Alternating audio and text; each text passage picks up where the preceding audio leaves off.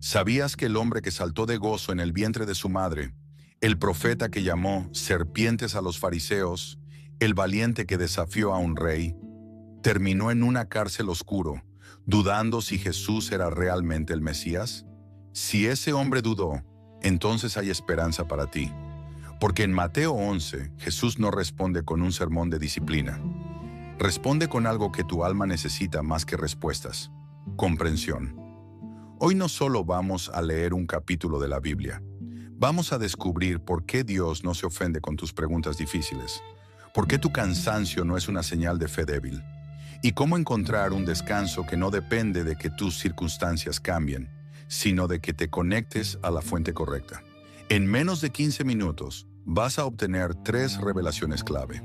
1. La evidencia silenciosa de que Dios está obrando incluso cuando no ves lo que esperabas.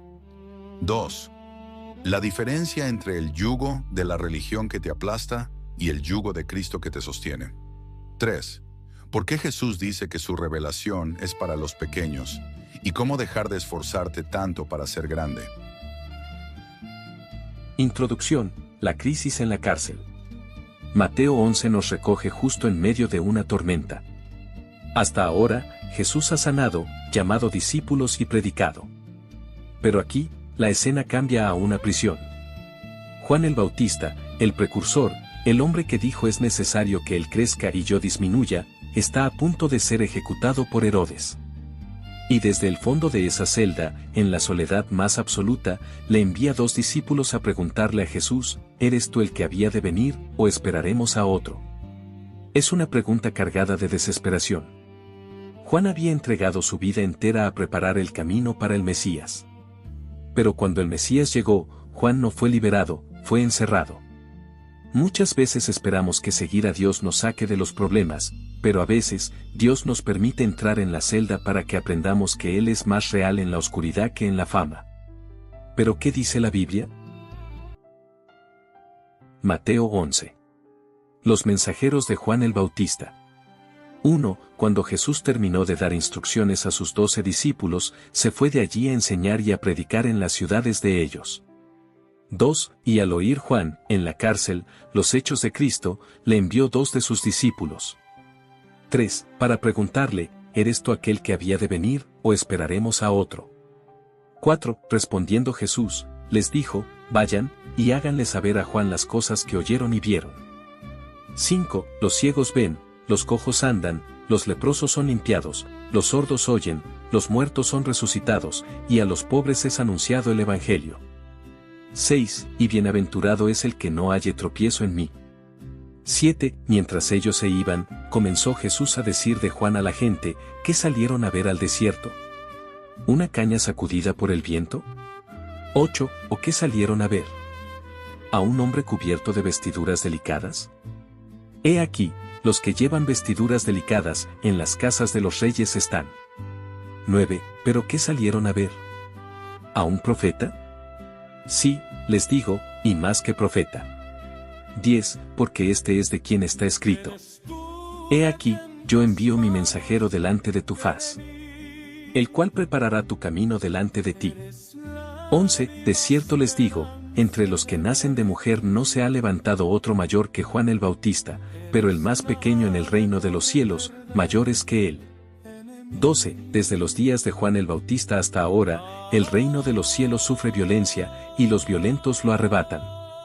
13. Porque todos los profetas y la ley profetizaron hasta Juan. 14. Y si quieres recibirlo, él es aquel Elías que había de venir. 15. El que tiene oídos para oír, oiga. 16. ¿Pero a qué compararé esta generación? Es semejante a los muchachos que se sientan en las plazas y dan voces a sus compañeros. 17. Diciendo: les tocamos flauta, y no bailaron, cantaron, y no se lamentaron. 18. Porque vino Juan, que ni comía ni bebía, y dicen: demonio tiene. 19. Vino el Hijo del Hombre, que come y bebe, y dicen: he aquí un hombre comilón, y bebedor de vino, amigo de publicanos y de pecadores. Pero la sabiduría es justificada por sus hijos. 20. Entonces comenzó a reconvenir a las ciudades en las cuales había hecho muchos de sus milagros, porque no se habían arrepentido, diciendo: 21. Ay de ti, Corazín. Ay de ti, Betsaida. Porque si en Tiro y en Sidón se hubieran hecho los milagros que han sido hechos en ustedes, a tiempo se hubieran arrepentido en cilicio y en ceniza. 22. Por tanto les digo que, en el día del juicio, será más tolerable el castigo para Tiro y para Sidón, que para ustedes. 23. Y tú, Capernaum, que eres levantada hasta el cielo, hasta el Hades serás abatida, porque si en Sodoma se hubieran hecho los milagros que han sido hechos en ti, habría permanecido hasta el día de hoy. 24. Por tanto les digo que, en el día del juicio, será más tolerable el castigo para la tierra de Sodoma, que para ti. 25. En aquel tiempo, respondiendo Jesús, dijo: Te alabo, Padre, Señor del cielo y de la tierra, porque escondiste estas cosas de los sabios y de los entendidos, y las revelaste a los niños. 26. Sí, Padre, porque así te agradó. 27. Todas las cosas me fueron entregadas por mi Padre, y nadie conoce al Hijo, sino el Padre, ni al Padre conoce alguno, sino el Hijo, y aquel a quien el Hijo lo quiera revelar. 28. Vengan a mí todos los que están trabajados y cargados, y yo les haré descansar. 29. Lleven mi yugo sobre ustedes, y aprendan de mí, que soy manso y humilde de corazón, y hallarán descanso para sus almas. 30. Porque mi yugo es fácil, y ligera mi carga. Fin del capítulo. Explicación teológica. Lo que vemos aquí es un principio teológico fundamental. Jesús no se escandaliza de nuestras dudas, pero nos reorienta hacia las evidencias de su gracia. Juan esperaba quizás un Mesías político que derribara a Roma y abriera las puertas de las prisiones. Jesús le responde con un catálogo de milagros de restauración. No le dice no dudes, sino mira lo que estoy haciendo. La fe no consiste en no tener preguntas, sino en reconocer la voz de Dios en medio de la fragilidad. Luego, Jesús hace un análisis profundo de Juan.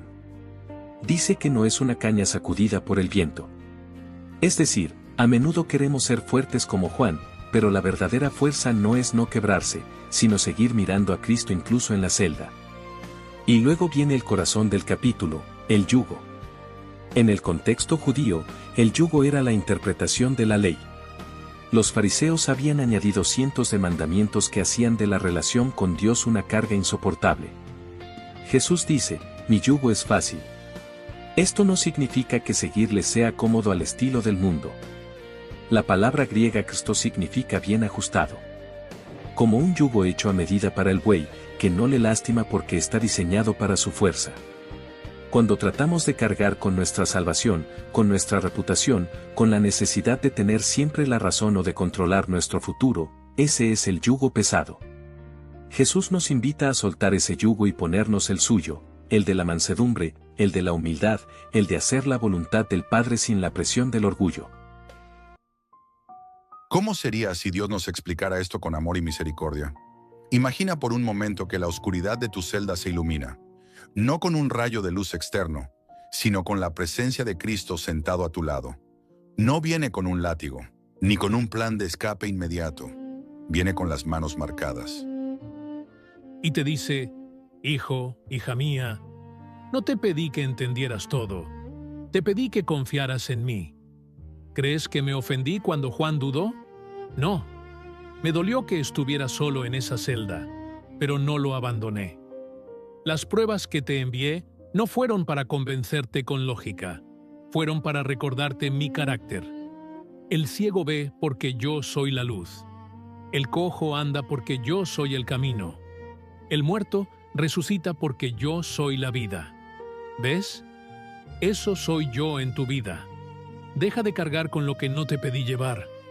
Deja de intentar justificarte, de intentar controlar lo que solo yo puedo manejar. Pon tu cuello bajo mi yugo. No tengas miedo, no te voy a humillar. Mi yugo es suave porque lo llevo contigo. Cuando te sientes pesado, es porque estás cargando el tuyo propio. Suéltalo. Ven a mí con tus dudas, con tu cansancio, con tu fracaso. No te voy a regañar. Te voy a hacer descansar. porque no te creé para vivir esclavizado, te redimí para vivir en mi libertad. El privilegio de los pequeños. El capítulo termina con una oración de Jesús que es revolucionaria. Te alabo, Padre, porque has escondido estas cosas de los sabios y entendidos y las has revelado a los niños. Esto es crucial. La religión premia a los sabios, a los que tienen todas las respuestas. El reino de Dios, en cambio, se revela a los pequeños. Los pequeños son aquellos que, como Juan en la cárcel, han perdido su prestigio, han perdido su fuerza y ya no tienen más recursos propios. Cuando llegas a ese punto, eres el candidato perfecto para que Dios te muestre su gloria. No tienes que ser un erudito para entender a Cristo. Solo tienes que estar lo suficientemente cansado de tus propios esfuerzos para aceptar su regalo. Mateo 11 nos deja en una encrucijada. Podemos seguir ofendiéndonos porque Dios no actúa como esperamos, como las ciudades de Corazín y Betsaida, que vieron milagros y no se arrepintieron. O podemos hacer lo que hizo Juan, en medio de la duda, enviar a preguntar y al recibir la evidencia de la gracia, descansar. Jesús no te prometió un camino sin piedras, pero te prometió que, si vienes a Él, Él hará que tu carga sea ligera. La pregunta no es si las tormentas vendrán. La pregunta es, ¿estás llevando tu yugo o el suyo? Porque solo bajo el yugo de Cristo hay descanso verdadero.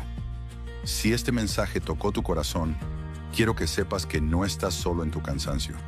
Dios te ve en tu celda y su invitación sigue en pie. Ven, déjanos tu testimonio en los comentarios. Comparte este video con alguien que se sienta agotado en su fe. Suscríbete y toca la campanita. Y nos vemos en el próximo capítulo, Mateo 12, donde veremos cómo defender el amor sin caer en el legalismo.